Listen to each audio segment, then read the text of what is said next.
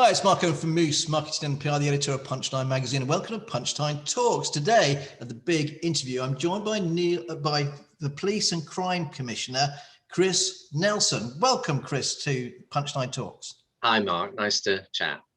Well, really great. Congratulations, first of all, of becoming the new Police and Crime Commissioner. It was on the 6th of May this year. You received 91,097 votes, beating your nearest rival by 31,259. That's not bad going. How did you feel when those votes came in? Well, I guess if the truth be known, well, we had a long, the vote was actually on the 6th, but the count wasn't until Monday the 10th. So I had to wait out over the weekend to see what was going to happen on the Monday. And I wasn't at all sure how the vote was going to go. When you think about it, there's 650 odd thousand people that live in the county. And there's just little old me, a few helpers. I can't knock on every door and chat to everyone. I was very busy on social media, so I had a feel and flavour for things. But until the actual vote, it's very, very hard. It's not like in a constituency when I've been, say, helping Alex Chalk in Cheltenham, say, and we knock on so many doors. We have a feel by the time the election comes up what's going to happen. But I thought, really, on the morning of the 10th, I had a 50-50 chance. And when I saw the votes actually being counted and collected, it was hugely humbling that so many people had actually voted for me. And I take it as a strong mandate for my messages, my manifesto, and all the things that I'm trying to achieve. Now, you do have the backing of the Conservative Party. You were a party candidate, weren't you? So, if you don't mind me saying, you did actually have your face on the back of lots and lots of leaflets, and they were delivered as well. So that must have helped.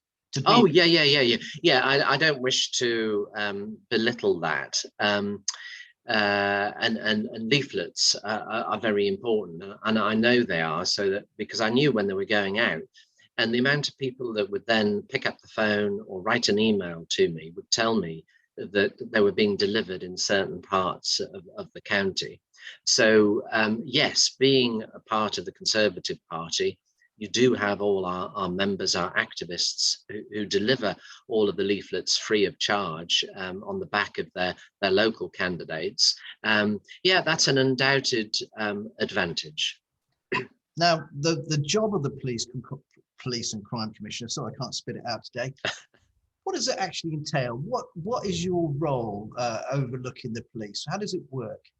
Yeah, well, it's a fair question. The Chief Constable looks after the force operationally, so he commands all the police officers on their day-to-day activities.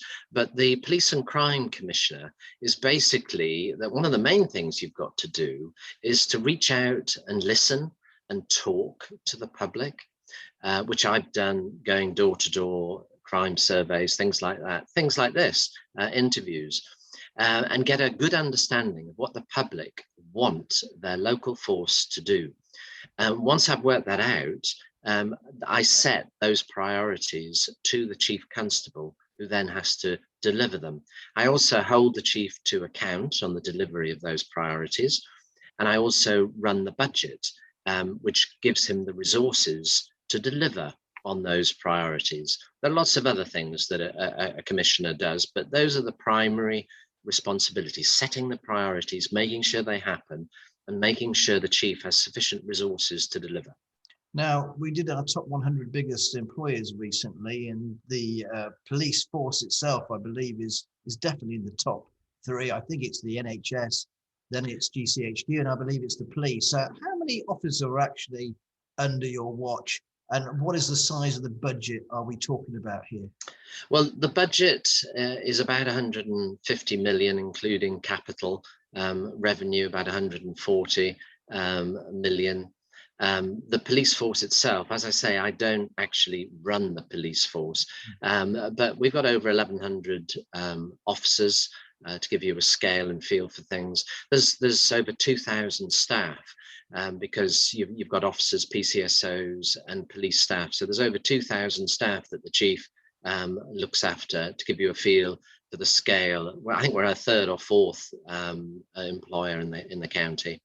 Now you obviously got some of your own staff that you inherited as well from the how many people actually work for the Police and Crime Commissioner in your office there?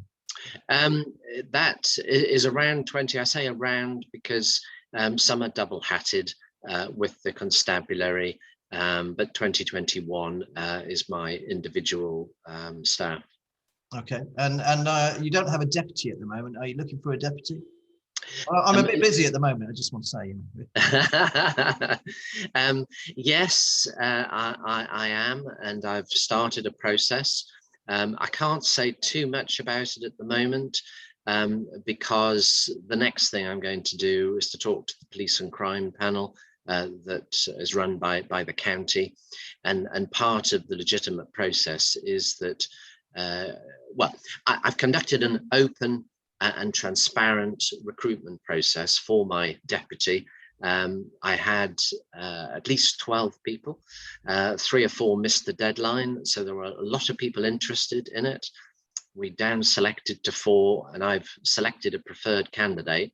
I've written to the police and crime panel about that candidate, and I'm hoping that I will get their blessing on their first police and crime panel meeting in early July. I think it's the 7th of July is the next police and crime panel meeting. I want to make sure I get off on the right footing with the police and crime panel. It's an important public body. So that's the way I've chosen to do it. So you won the election. You started on day dot, whatever it was. 13. Dave, what did you think suddenly? I mean, it's a big job, Chris. It must have been hard to take in, surely. Yeah, you don't have a police background, do you? So your background's not police at all. So no, well, I mean, politics is a funny old business. You just don't know what's going to happen. As I said, on the 10th, I thought maybe 50-50 chance of winning this, and then at the end of the day, I had actually won it. So it's very different from a job application process where it might take you 6 months to focus on a job. You go through a whole series of interviews, and then you have a short list, and then you've got the job, and you discuss how much you're going to get paid, and then you prepare before you walk in on your first day. In this game, it doesn't quite happen like that. So on the Monday, I realized I'd got it. I felt very humbled, very privileged, very pleased, full of ideas, but then it was full on from the Monday to the Thursday with things like media interviews and stuff like that. So I walked into the office on the morning of Thursday, the 13th of May, the date's inscribed on my heart because it's such a big deal, met by the chief and my chief executive, and off I went and off I started. Now, obviously, I've had a 2-year campaign. So it's not like I'm walking into this without any ideas. I had a fully developed manifesto. Over those 2 years, I did lots of research on all manner of things. And yes, I'm not a police officer, but to be honest, I don't think you should be a police officer to do this job. Why would you want 2 police officers in charge of the force? We've already got the chief constable. My job is all about being a politician, is about reaching out and talking to people like we are now, discovering what issues people are concerned about on the streets about crime and policing, and to make sure those views are represented to the chief. So I spend a lot of my time talking to people, and I always will. I'll continue to the weekends go out and talk to people so that I can keep up to date with what the mood music is out there. And as I say, my job is to give the priorities to the chief, give him the resources, and hold him to account on the delivery of all of that. So ever since the 13th, I've been full on trying to, for instance, find a pot of gold within the existing budget so that I can press buttons on the recruitment of my key priorities, the 300 extra bobbies on the beat, for instance. Well, we'll come to that in a minute, because that is obviously a major part of your manifesto. The fact that you've not been a police officer before, but a politician, I remember when I was you're an ex-military man like I am. I don't know if you know, but I'm ex-Air Force. And I always remember that our flight lieutenant, in the catering. I was in catering. He didn't even know how to open a tin of beans, let alone how to cook a dinner. So he had no real understanding of the job that we were actually doing. And you as a military man would appreciate that as well. So to try and get under the skin of what the police officers on the ground are having to deal with it, how are you going to do that? What's your plan for that? Or do you not get involved with them? Do you see that as a job as the chief? Well, yeah, I mean, it's a fair question to ask, and people often get confused between a commissioner and a chief constable. Yeah. I get lots of people talking to me, for instance, about problems locally that they're having and expect me to go out and arrest someone. That's not my job. I don't need to know how to arrest someone and follow all the different regulations. That's what we've got police officers for. That's what we've got the chief constable for. My job is all about strategy, management, leadership, looking ahead, identifying what the priorities are, looking after the budget, sorting out the resources, and reaching out to other stakeholders like yourselves, like business, like government, identifying new sources of funding. Now, all of that's a full-time job. The chief has a full-time job, and the two of us are extremely busy, both adding value to trying to make the county the safest that it possibly can be. In terms of dealing with the job in the military, you talked about the military. I did about 31 years in the military, changed my jobs every 2 years. I did an enormous range of demanding jobs in the military. So I'm very used to being dropped from a large height into a complex and difficult world. And learning, normally it takes me about 3 months to get up to speed with a complex job and then to really start adding value. If you remember, I said my campaign has been 2 years. So as I sit in my little office here at home, I'm surrounded by piles of paper and different research activities that I did during those 2 years. So although this is a very demanding and challenging job, I feel with my experience in the military, in business, and also in politics, that I'm ideally placed to do this demanding job. And it's one reason I love it. Okay, well, that's a fair comment. But what about these 300 officers that part of your manifesto? Where are you going to find the money for that, Chris? It's obviously, and are these new police officers, are they on top of the 20,000 police officers that Boris committed the government to originally? Are these 300 new guys? Are they PCOs, or are they backroom staff? Are they frontline officers? That's the way I understood it from your manifesto. Yeah. Well, you mentioned the 20,000 uplift nationally. Mm-hmm. That will give to Gloucestershire approximately 150 new police officers. Now, we've had about 50 already. So over the course of my 3-year term, there's 100 over the next 2 years that will be added from the national uplift. So 100 officers, police officers. I've said 300 is what I want to add. So I've got to find the money within my budget for 200 extra officers. I've agreed with the chief that we'll probably split it 50-50, officers and PCSOs, police community support officers. I'm a huge fan of PCSOs. Sorry, but that's not what your manifesto said. Your manifesto said 300 officers, though. There is a big difference between PCOs and frontline officers, though. No, I mean, PCSO is an officer, and the ratio of what we actually do is up to the chief to decide, because he runs the force operationally. It's not for me to tell him how he wants to deliver policing. And we've agreed to do a split 50-50. So 100 warranted officers, okay, and 100 PCSOs. They're both officers. I know, but there's a difference between a warranted officer and a PCO. The way I understood it from your manifesto, it was 300 frontline officers, warranted officers, fully warranted officers. No, unless of course the idea is that are you going to change what the PCOs can do. You know, other officers, PCOs, they're allowed to handcuff people and have additional powers. Are you going to change the rights of the PCOs here in Gloucestershire? Well, you've touched on a number of interesting issues. Just looking at my one of my manifesto cards, I said 300 more officers deployed on local priorities with extra help from government and focusing local resources on the front line. We will put more police officers, specials and PCSOs on our streets. So I was very clear in my manifesto work that the 300 was a mix. Actually, I've made the requirement even tougher on myself. I've said 300 officers and 150 extra special constables. Whereas originally when I started, I thought the specials would be part of the 300.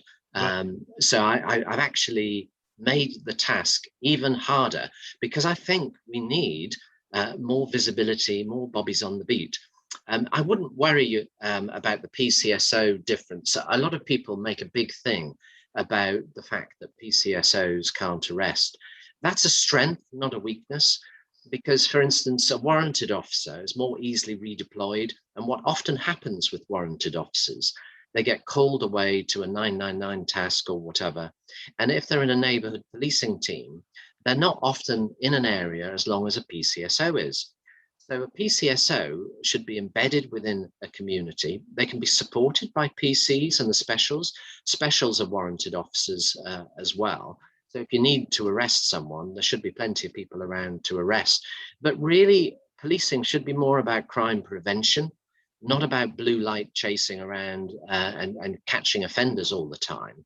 Because if you're more successful on prevention, you will reduce the number of victims, which is what we all want to see. You have a safer community and you have better value for money. So the combination of skill sets between PCs, PCSOs and specials is very important. On the forces, for instance, that have got rid of PCSOs, they're beginning to regret it because they're not getting the intelligence within their neighborhood policing teams that the PCSOs are so expert at collecting. I mean, I personally think the PCOs are fantastic contribution. You make a fantastic contribution to the police force. I know many of them myself. I mean, that's one of the things. So other forces have given their PCOs additional powers, like being able to handcuff. Oh yeah. So plan, Chris. Yeah, well, yes, I've talked at length with the chief about citizens in policing and extending the powers of PCSOs. We haven't quite nailed it down yet because my first priority is to identify my pot of gold. Once I've got that, I can then sort out exactly the detail of what powers that the chief will give. Although that's his shout, it's not my call what he will do. But I suspect we will make amendments to powers because the chiefs have a lot of powers which they don't always use. Now, the PCOs themselves, the way I understand it, you've been a PCO for a number of years and you actually wanted to become a warranted officer, in other words, change to be a police officer itself. You actually lose pay by going back. You kind of lose that experience of being a sort of senior PCO. Is that something that you can look into as well? To be honest, I'm just scribbling away. No one's raised that with me as an issue. I spoke, we've got a course under training at the moment, new officers, and a couple of those had come from PCSO backgrounds. And one of the issues that struck me was that they were just about to go through the same set of training as a brand new person coming in as a PC. And that didn't actually make a lot of sense to me. So I'm going to have a look at that. The pay issue wasn't raised with me. So I will have a look at it and see whether it's an issue. Not all PCSOs, though, want to become PCs. Some do, some don't. But it's not come up onto my radar yet as an issue, but I will investigate. It might alter their pension contribution. It might alter when they can retire. I don't know enough about the police, but it's one of the questions that was raised to me, and I'm aware of that sort. But if you could look into that, Chris, I'd really appreciate it. I'm sure I mean, You said, just on the 300 as well. I'm not necessarily talking about 300 brand new people, because one thing that's clearly obvious is that the force has had a lot of new blood come in recently. We're losing a lot of very senior officers, and I've said to the chief, let's look at, for instance, recruiting of experienced, say, detectives from other forces, because having a better hit rate on crimes and investigations is very important. We need to lock up more of these repeat offenders. The working out house burglaries and rural crime and things like that, the detection rates are really quite low. So I would see within that 300, again, it's up to the chief, that he could veer and haul from recruiting outside of the force as well as recruiting brand new people. so where do you think this money is going to come from? Where are you looking to save money, Chris? Where do you obviously start to pick up and look under the floorboards and the carpet. Literally. At all? Literally doing that. What I'm doing is doing a root and branch overview. We're looking at the last year's budget. I think some of the assumptions on contingencies were wrong in the last year's budget, and they could have run across into this year's budget. And I need to figure out where those are. So, running a budget is about the management of risk in many different ways. And if you have multiple contingencies all through the budget, dealing with perceived levels of risk, and you've got no sort of good oversight over people's contingencies, you can end up with underspends and overspends quite easily. So that's one area we're looking at. There are a number of grants available that haven't been fully spent, which might flush out some money. When we buy capital, IT, land, buildings, how you deal with that from an accounting point of view, whether you pay for that asset over the full life of the asset or over a short period of time, that can give you more to play with on revenue. I don't want to be spending lots of revenue up front on capital projects. I want to use my revenue to pay for personnel. So those are some areas that I've started to look at. No one's saying to me at the moment that what I've asked is impossible. I think we all accept it's difficult. But I think it's going to be probably, I won't know until the end of July how big my pot of gold is going to be. Now you have actually, the police force itself has, I believe, around 4 horses that cost around £120,000 a year, stabled at Hynham Court. They'll be moved over to a new stables, a new area that's going to be on the outskirts of Cheltenham and Gloucester. The name escapes at the moment. Furlong. Furlong, that's right. Yes, with new stables being built there. I mean, how many horses does this police force need? I mean, are they building a cavalry? I don't understand it. Well, we don't have an aggressive football here. I can understand the use of police horses, and I know they're great for getting and information from people, and people are willing to talk. And I remember somebody saying to me, "Oh yes, they can look over hedges and they can look over fences and into people's gardens." But that's a lot of money. And what's your opinion on it, really? I know you can say operational. I just want your opinion, Chris. Yeah, no, that's a fair issue. I never made much of this horses issue within my campaign because I suspected it was going to be a complex issue. I'm very aware that you're not the only one on the planet to express such views. And I think there's a lot of members of the public that have some serious doubts about the wisdom of having a horse section. So when I came in, I stopped all discretionary spending for everything that wasn't on contract. Sadly, from my point of view, Furlong was on contract. I wasn't happy about that, considering it was a major investment. The final decision was made very close to the election, and I felt my predecessor should have waited until after the election. It had taken years to get to that point. It wouldn't have hurt to have waited a few more months so that whoever won could make the decision. I think that would have been a more democratic approach to the whole matter. But perhaps he didn't think he was going to lose. Perhaps you'd have to ask Martin about that. But so we are where we are. Now, when I came in, I stopped all discretionary spending. I initiated a whole stream of work streams for the delivery of my manifesto pledges and also to find this pot of gold. One of those work streams was a study on horses. Now, that's ongoing at the moment. I'm not quite sure what it's going to say. I am aware, though, that there are different points of view. And I did say to everyone when I came in, all my staff, the constabulary, that I live and breathe on evidence, on data, on facts. I think one should be very careful about making any decision on an emotional basis. So although, like you, I've got questions that I want to get to the bottom of, we are where we are. There are certain decisions that have already been made, which might constrain my thinking. But I'm waiting to see, I haven't read the report yet. It's just about finished, I think, waiting to see what the report says. And then we'll make a decision based upon the evidence. Although at the end of the day, as you touched on in your question, this is a choice for the chief, really. I dictate the funding, but it's the chief that decides how he populates his force.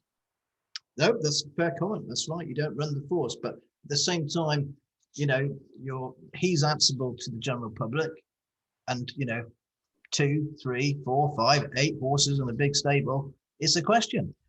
Very quickly, because we're talking about pot and gold, but I do want to talk about you personally. The last question I've got on about this money side of things is obviously the Gloucestershire Commissioning Fund. Now, since 2018, the Community Fund has actually £12 million has been spent over 410 projects. Is your goal to continue the Gloucestershire Community Fund? Well, it's my predecessor made it about 1% of the net revenue funding. Currently, it's about 1.3 million, a substantial amount of money. In principle, I'm a supporter of the Commissioners Fund. I think the logic behind it is sound. I'm also a strong supporter of taking a public health approach to crime. And by that, I mean looking at prevention, looking at the causes of crime, because if you can get to the root cause of problems, you'll have less victims, better resolutions throughout the police and crime system. So the principles are sound. I'm not so convinced that every project that I've seen money being spent on within the Commissioners Fund will actually reduce crime. So I think anything that's funded, I'm going to ask that simple question: will that investment reduce crime? Sometimes it's difficult to provide the evidence for things, and in that case, I've got to look at those cases in much more detail so that I don't unnecessarily affect investment in something that could prevent crime, because obviously crime that's prevented, it's difficult to measure what you have prevented. So I've got to be open-minded about all of that. But at the end of the day, another key problem I've got is my pot of gold that I've got to find. And I've been elected on the manifesto of 300 more police officers. That's what I'm going to be judged on in 3 years' time. So the Commissioners Fund, much as I like the idea and support it in principle, the end of the day, I've got to deliver my manifesto pledges. That's what I feel honor bound to deliver. So it could well mean, once I've figured out what the pot of gold is, that I might need to top it up from the Commissioners Fund.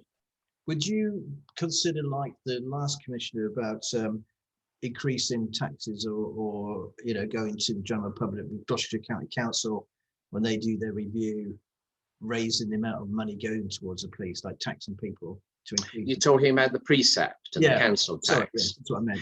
Yeah. Well, at the moment, we've just gone through the last budget cycle. We had an increase of about 6% this year. I think I would always keep under the maximum allowed. Whether next year we will have a cap like we've had for quite a few years or not, I don't know. Generally, funding is done 1 year at a time, which is not very helpful from a strategic point of view. A lot of public agencies have a 3-year cycle, a settlement. And we're pushing at the moment now within the system for a 3-year settlement. That would be a big help to know what the money is over the next 3 years. I would obviously want to spend money wisely, efficiently, and effectively, and not waste public money, not waste taxpayers' money. But at the end of the day, what I'll be judged on is the delivery of that manifesto pledge, the 300 extra officers. I'm going to ask one other question before we move on, because I do want to, because time just goes so quick when we chat like this, Chris, is electric cars. Obviously, we've got the greenest county, greenest police force in the country, I believe. Are you going to keep all these electric cars, add to them? Got any plans for them? I suppose they're all tied up anyway. Well, yeah, obviously the vehicles that have already been bought, they're there. It's a bit like the Bam Furlong situation. I can't do anything about it, and I don't want to do anything to waste money. So let's put it like this. I think you're right. This force has the most as a percentage of green electric vehicles of any other force in the country. I think we've done more than enough on that. And if I get a contract put in front of me for more police vehicles, getting more electric vehicles will not be top of my list, because not that I've got anything against electric vehicles, and that's the way we're going nationally. But at the moment, the design of electric vehicles is so operationally limiting. Many police functions are not well suited by electric vehicles. We need more choice, more operational choice, better capability, better design before I think we overextend with more electric vehicles would be the fair answer, I think. Have you got plans to open any other police stations? Because obviously in the past they've closed them down. The Newent has just reopened, which is great. With Fosdene, I think, wasn't it Colford?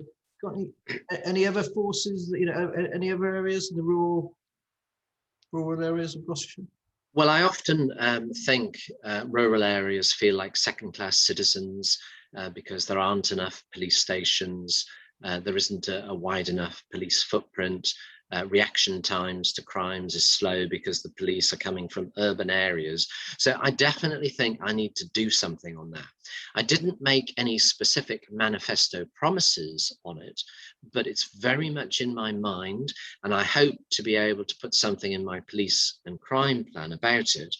And what I'd love to do is to reach out in a collaborative way to councils, so looking at council buildings, council facilities, perhaps the fire service, to see whether we can have more information points, police front desks, other places where we can deploy police cars, so that we all get the benefit of it. And from my point of view, that would mean we'd be making a much better use of public money by sharing resources across public agencies.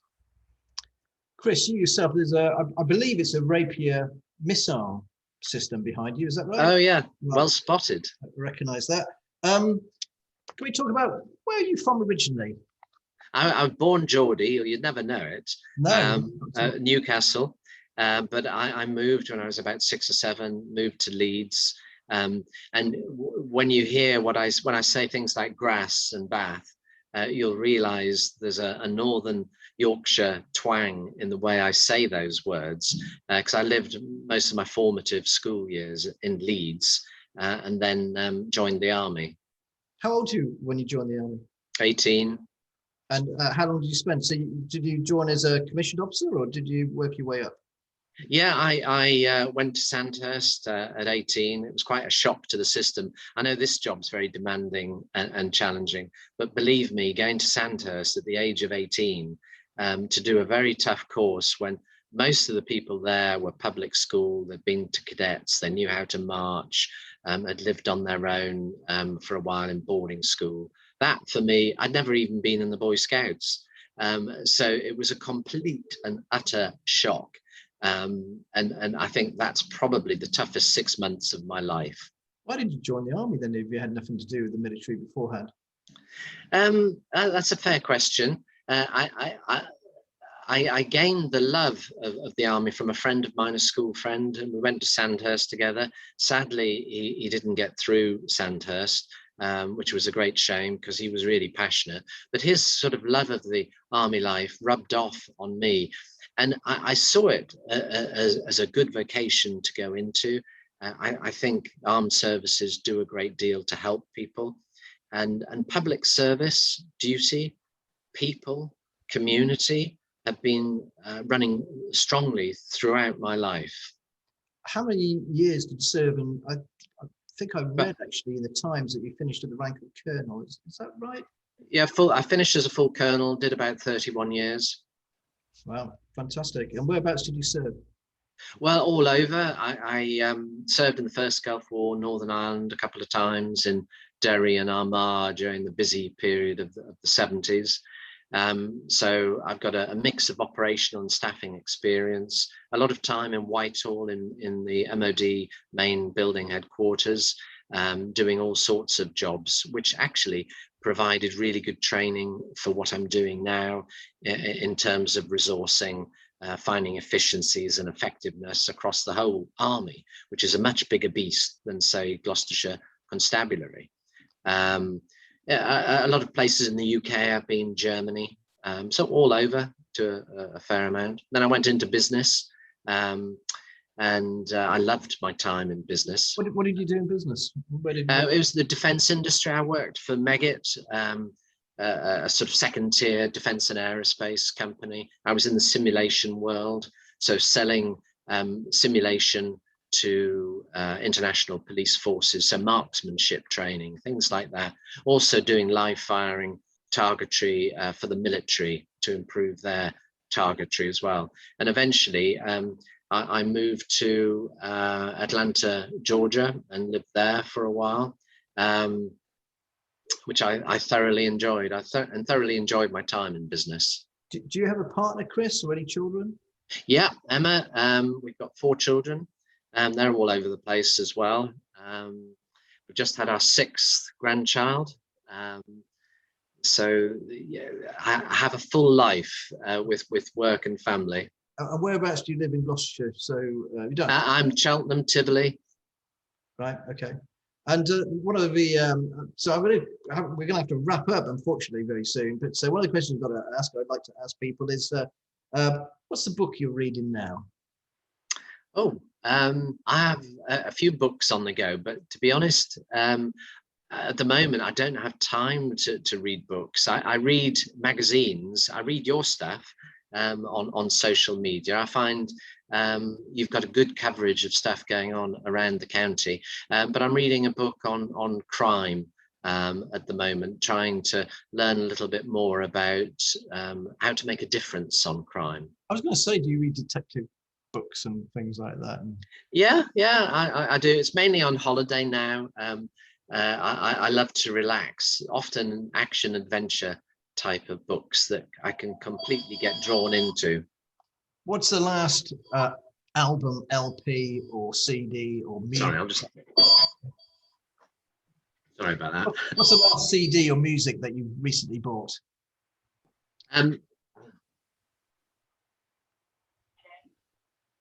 Sorry.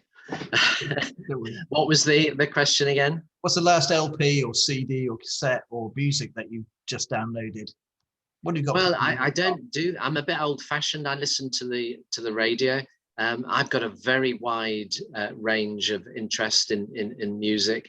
If I'm thinking, I like to listen to classic FM and to the old classical music. But I think anything with a good melody, I love. Absolutely anything. I'm a great fan of ABBA, for instance. Nothing wrong with a bit of ABBA, Chris. What's your top 3 business tips, please, sir? I would say top 3 business tips. Use social media to engage with the public. I'm a huge fan of social media. Have special deals for local buyers. And with a policing and crime hat on, make sure you report all the shoplifting that you suffer from, because I think that's an area I want to spend a lot more time on to try and help business with, because it's an underreported area. I don't think the police do enough on sorting those issues out. Chris Nelson, Police and Crime Commissioner for Gloucestershire. Thanks for joining Punchline Talks today. Nice to meet you, Chris, and all the very best. Thank you very much. Cheerio.